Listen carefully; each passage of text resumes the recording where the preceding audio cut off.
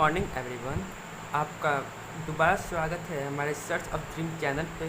आज मैं some basic chemistry का थर्ड पार्ट लेकर आया हूँ, जो स्टार्ट होता है पार्ट पर 1000, मतलब एक तरह के परसेंटेज से। तो ठीक है, स्टार्ट करते हैं आज का क्लास। तो पार्ट पर 1000, पार्ट पर मिलियन, पार्ट पर बिलियन, ये शॉर्ट फॉर्म में लिखा हूँ। देखिए ये कोई ज़्यादा बड़ा चीज़ नहीं है। पार्ट पर 1000, जैसे हम 100 परसेंटेज निकालते हैं, जो 100 में होता है, वो एक तरह का पार्ट पर 100 होता है। जैसे कि कोई भी अमाउंट को टोटल अमाउंट से डिवाइड करके अगर 100 से गुणा किया जाए तो ये पार्ट पर 100 होता है। और कोई भी अमाउंट को टोटल अमाउंट से भाग करके उसको 1000 से मल्टीप्लाई किया जाए तो ये पार्ट पर 1000 हो गया। और वही अमाउंट को अगर टोटल अमाउंट से गुणा करके मिलियन से गुणा किया जाए तो वही पार्ट पर मिलियन हो जाता है। और वही किसी अमाउंट को टोटल अमाउंट से भाग करके बिलियन से गुणा किया जाए तो वही हो जाता है पार्ट पर बिलियन। ठीक है, इतना समझ में आया? तो अगले टॉपिक पर चलते हैं, वो है इम्पेरिकल फार्मूला और मॉलिक्यूलर फार्मूला। देखिए, इम्पेरिकल फार्मूला और मॉलिक्यूलर फार्मूला के कुछ फार्मूला है जो बहुत ही आसान है। पहला फार्मूला, देखिए इसे मॉलिक्यूलर फार्मूला को हम EMF से दर्शाएंगे, इम्पेरिकल फार्मूला को EF से। NF is equal to N into EF। देखिए molecular formula is equal to N into empirical formula. देखिए N क्या होता है? N होता है मॉलिक्यूलर फार्मूला मास, जो मॉलिक्यूलर फार्मूला का मास है डिवाइड करते इम्पेरिकल फार्मूला के मास से। ठीक है, अभी ये इम्पॉर्टेंट टॉपिक है, अभी ये समझाएंगे आपको। देखिए, जैसे इसका एक टेबल बनता है, जिस टेबल का मैं ऊपर का हेडिंग बस लिखा हूँ, जिससे समझ में आया कि इस टेबल का सीक्वेंस क्या होना चाहिए। पहला एलिमेंट, पहले पे आप एलिमेंट्स का नाम लिखेंगे, उसके जो परसेंटेज गिवन होगा, ये क्वेश्चन में गिवन होगा, उसका एविडेंस गिवन होगा या उसका मास परसेंटेज गिवन होगा, तो वही जो परसेंटेज गिवन है वो है। उसके बाद उसका एटॉमिक मास जो आपको याद होना चाहिए, या फिर अगर कुछ हैवी एटॉमिक मास रहे तो वो आपको क्वेश्चन में गिवन भी होता है। परसेंटेज को उसके एटॉमिक मास से डिवाइड करना होता है। इसमें जो आपने डिवाइड करके जो वैल्यू आया उसमें से जो सबसे स्मॉलेस्ट वैल्यू होगा उससे बाकी सब वैल्यू को डिवाइड करना है। अगर आपका जो डिवाइड करने का जो आया है, अगर वो कोई भी डेसिमल में है, डेसिमल में है, तो आप उसको इंटीजर में कन्वर्ट करना है, तो आपको इम्पेरिकल फार्मूला निकल आएगा। ठीक है, अभी अब करके दिखाते हैं। जैसे देखिए, जैसे मान लीजिए गिवन है, एक क्वेश्चन है जिसमें कुछ गिवन है। तो पहला चीज़ गिवन है मॉलिक्यूलर फार्मूला का मास। जो मॉलिक्यूलर फार्मूला का मास है वो गिवन है, जो बताया गया है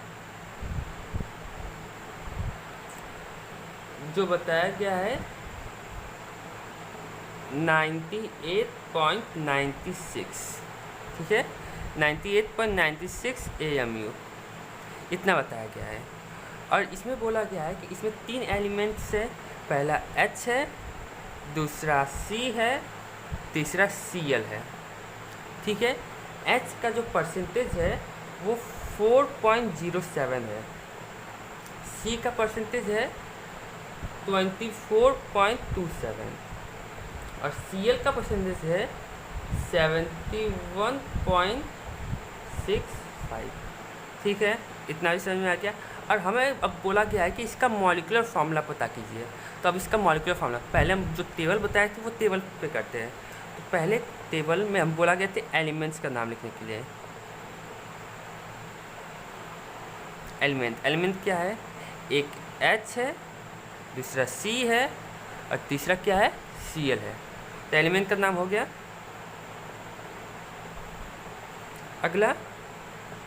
अगला एलिमेंट के बाद परसेंटेज, जो परसेंटेज गिवन है। तो परसेंटेज क्या गिवन है?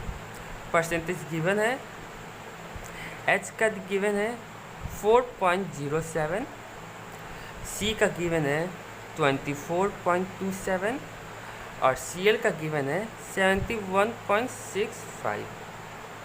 ठीक है, परसेंटेज भी हो गया। अब एटॉमिक मास, एटॉमिक मास। तो एटॉमिक मास का क्या है, इसका एटॉमिक मास 1 है, सी का कार्बन का 12 होता है और Cl का 35.5 होता है। ठीक है, एटॉमिक मास भी पता चल गया। अगला, अब हमें इसके परसेंटेज को डिवाइड करना है एटॉमिक मास से। तो परसेंटेज क्या है, 4.07 अपान में 1 तो आएगा 4.07 ही आएगा। 24.27 अपान में 12 करेंगे तो कितना आएगा, चलिए रफली डिवाइड करके जल्दी से बता रहे हैं आपको। तो इसका आएगा 2.02 अप्रॉक्स आएगा 2.02। अगर 71.65 को 35.5 से डिवाइड करें तो आएगा 2.02, हाँ अप्रॉक्स 2.02 इसमें भी आएगा। तो हो गया। तो अगला क्या था, डिवाइड करना है इसको स्मॉलेस्ट नंबर से, डिवाइड बाय स्मॉलेस्ट, सबसे स्मॉलेस्ट। देखिए सबसे स्मॉलेस्ट में यही दोनों आते हैं, तो इन दोनों में से किसी भी एक से डिवाइड कर देते हैं। ठीक है, जैसे 4.07 को अगर 2.02 से डिवाइड करेंगे तो अप्रॉक्स लेके चलते हैं, अप्रॉक्स 2 ही आ जाएगा, अप्रॉक्स 2। 2.02 को 2.02 से डिवाइड करेंगे तो 1 आएगा, 2.02 को 2.02 से डिवाइड करेंगे तो 1 आएगा। ठीक है, तो ये निकल गया। और उसके बाद इंटीजर्स में चेंज करना था, इंटीजर भी तो यही है, तो इंटीजर में चेंज करने की फिर बता देते हैं। तो इसके बाद आपको क्या करना था, इंटीजर में convert into integer, convert into integers. तो देखिए 211 तो वही इंटीजर है, 211। ठीक है, क्योंकि ये अगर बाई चांस यहाँ पे डेसिमल में आ गया होता तो ये आपका, अगर ये डेसिमल में आ गया होता तो ये आपको इंटीजर में चेंज करना होता। ठीक है, तो इतना पता चल गया। तो अगले अब हमें पता लगाना है इसका एम्पेरिकल फार्मूला। तो पता चल गया, एम्पेरिकल फार्मूला है इसका, एम्पेरिकल फार्मूला है C2HCl। ठीक है, एम्पेरिकल फार्मूला पता चल गया हमें। तो अब हमें इसका मॉलिक्यूलर फार्मूला निकालना है। देखिए यहाँ पे मास दिया है, हाँ, जो EMF होता है वो इक्वल टू होता है N इंटू EF होता है, ये फार्मूला है। और हमें अब क्या करना है, अब N पता करना है, EF पता चल गया, EMF पता करना है और N भी पता करना है। N का क्या होता है, N इक्वल टू होता है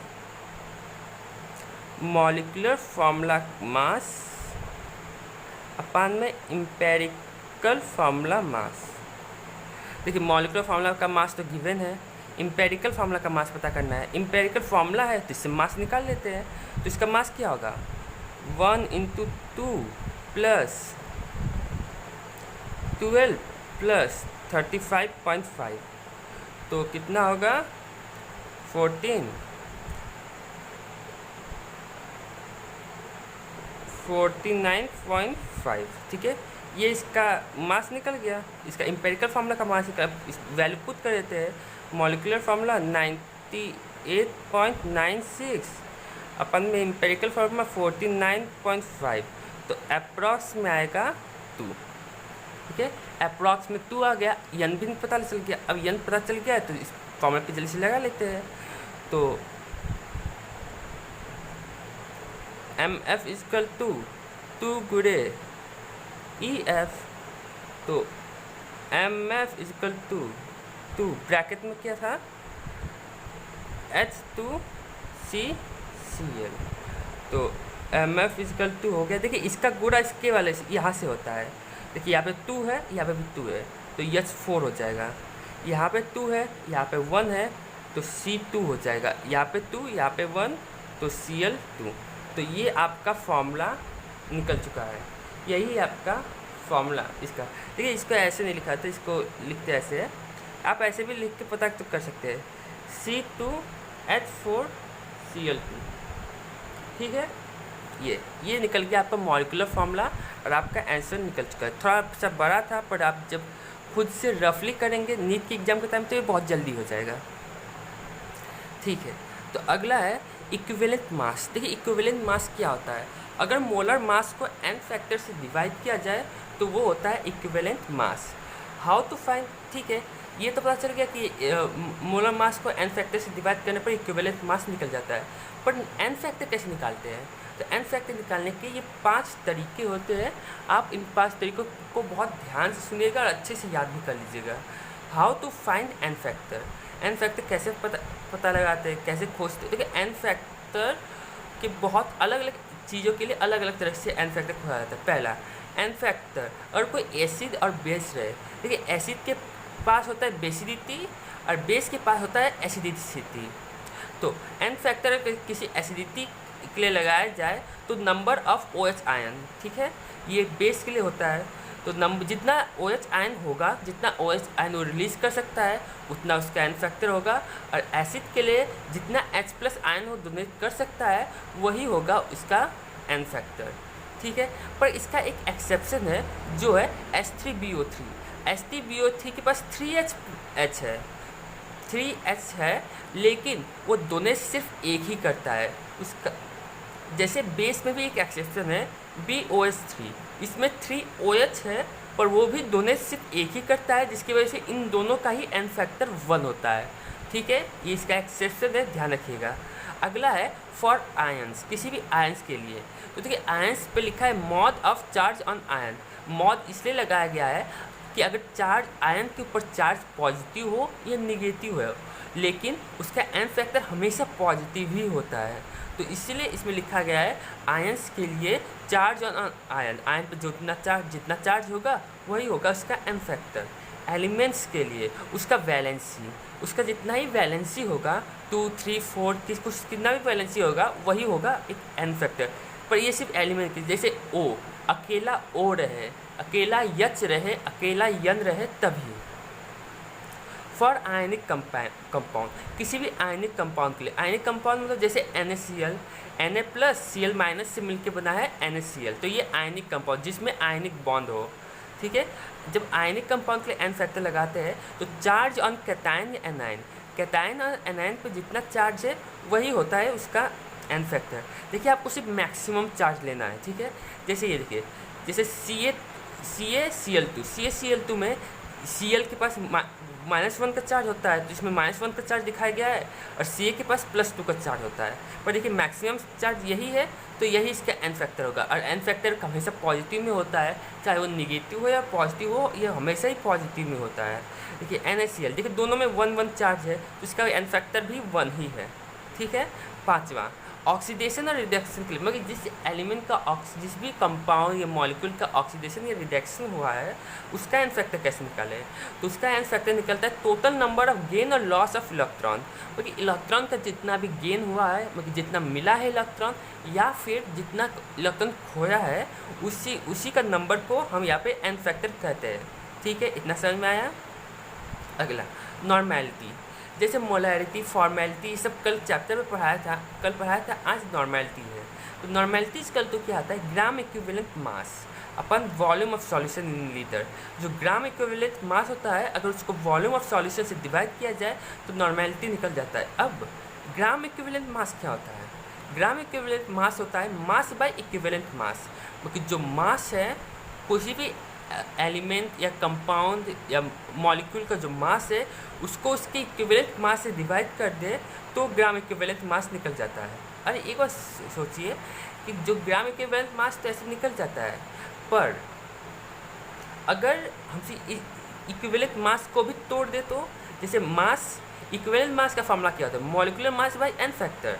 तो नीचे मॉलिक्यूलर मास उसके अपन में n फैक्टर होगा, तो n फैक्टर ऊपर चला जाएगा, तो मास मॉलिक्यूलर मास ऊपर में n फैक्टर। ठीक है, और इसी को मास बाय मॉलिक्यूलर मास क्या होता है, ये मोल का फॉर्मूला है, फर्स्ट लेक्चर में पढ़ाया है। मोल इक्वल टू क्या होता है, मास बाय मॉलिक्यूलर मास, तो क्या हुआ मोल इंटू n फैक्टर। ये तीनों फॉर्मूला है, आप किसी भी फॉर्मूला से ग्राम इक्विवेलेंट मास निकाल सकते हैं। अगला relation between normality and molarity, molarity और नॉर्मैलिटी के बीच का रिलेशन जो होता है n is equal to M into N F. n है नॉर्मैलिटी, यम है मोलैरिटी और एन एफ है एन फैक्टर। ठीक है, तो हम अगला टॉपिक पर आते हैं। अगला टॉपिक है लॉ ऑफ इक्विवेलेंसी। इक्विवेलेंसी का लॉ क्या होता है? इक्विवेलेंसी के लॉ के हिसाब से जो केमिकल रिएक्शन है, केमिकल रिएक्शन में ग्राम equivalent mass of each reactant में ग्राम इक्विवेलेंट मास किसी भी एक रिएक्टेंट का इक्वल टू होगा ग्राम equivalent mass of each product. मतलब किसी भी रिएक्टेंट के ग्राम इक्विवेलेंट मास हमेशा किसी भी हर एक प्रोडक्ट का ग्राम इक्विवेलेंट मास के बराबर होता है। मतलब जैसे A प्लस बी को C प्लस डी हुआ, तो इसका जितना ग्राम इक्विवेलेंट मास होगा और इसका जितना ग्राम इक्विवेलेंट मास होगा उसके इक्वल टू इन दोनों का ग्राम इक्विवेलेंट मास के बराबर होगा। ठीक है, इसके हिसाब से यही होता है। अगला है, इसमें दो है, अगर रिएक्शन हुई है मतलब रिएक्शन होके कंप्लीट हुई और एक रिएक्शन नहीं हुई है, सिर्फ मिक्सिंग हुई है, तो इसके लिए रूल बदल जाता है। अगर रिएक्शन हुआ है, उन दोनों का रिएक्शन हुआ है, तो क्या होगा, ग्राम इक्विवेलेंट मास लेफ्ट, कितना ग्राम इक्विवेलेंट मास बचा है, मतलब उसमें कुछ ग्राम इक्विवेलेंट मास बच जाता है। तो क्या होगा, ग्राम equivalent mass of first reactant, पहले रिएक्टेंट का ग्राम equivalent mass minus gram equivalent mass of second reactant, तो दूसरे रिएक्शन का ग्राम इक्विवेलेंट मास के बराबर होता है। ठीक है, ग्राम इक्विवेलेंट मास लेफ्ट मतलब जितना बच गया वो इसके तो क्या होता है, ग्राम equivalent mass of first reactant, पहले रिएक्टेंट का ग्राम equivalent mass minus gram equivalent mass of second reactant. ठीक है, अगला, when reaction not happen only mixing, मतलब जब रिएक्शन हुई ही नहीं है, सिर्फ मिक्सिंग हुई है, तब क्या होता है, total gram equivalent mass equal to sum of all gram equivalent mass of each reactant. तो total gram equivalent mass equal to sum of all gram equivalent mass of each reactant होता है। जैसे ये एग्जांपल देख लीजिए, HCl HNO3 और उसका जो मिलके जो सॉल्यूशन क्रिएट हुआ है। ठीक है, देखिए जो HCl 5 ग्राम इक्विवेलेंट मास है, HNO3 6 ग्राम इक्विवेलेंट मास है। ठीक है, और HCl में H प्लस का 5 ग्राम इक्विवेलेंट मास है और H प्लस का HNO3 में 6 इक्विवेलेंट मास है। ठीक है, क्योंकि 5 है तो इसका ये भी 5 होगा, ये भी 6 होगा, तो इन दोनों को डायरेक्टली सम करके 11 आएगा। तो जो सॉल्यूशन में जो H प्लस का ग्राम इक्विवेलेंट मास होगा टोटल, तो वो 11 ग्राम इक्विवेलेंट मास होगा। देखिए इसमें Cl का 5 ग्राम इक्विवेलेंट मास है, इसमें तो Cl है ही नहीं, तो इसमें है नहीं, तो इसमें सिर्फ सॉल्यूशन में Cl का 5 ग्राम इक्विवेलेंट मास ही होगा। इसमें देखिए HNO3 का 6 ग्राम इक्विवेलेंट मास है, तो इसीलिए इसमें भी HNO3 का 6 ग्राम इक्विवेलेंट मास होगा, क्योंकि इसमें HNO3 नहीं है। तो ठीक है, इसमें बोला गया कि sum of all gram equivalent mass of each reactant. तो देखिए सभी का सम किया गया है, इसमें H है ही नहीं तो इसमें सम हो ही नहीं सकता। अगर इसमें Cl होता तो ना इन दोनों में सम होता, अगर इसमें HNO3 होता तो इन दोनों में सम होता, पर है नहीं, तो इसके लिए इन का सम नहीं हुआ है। ठीक है, इतना समझ में आया। आज का लेक्चर आपको अच्छा लगा होगा। Thank you for watching.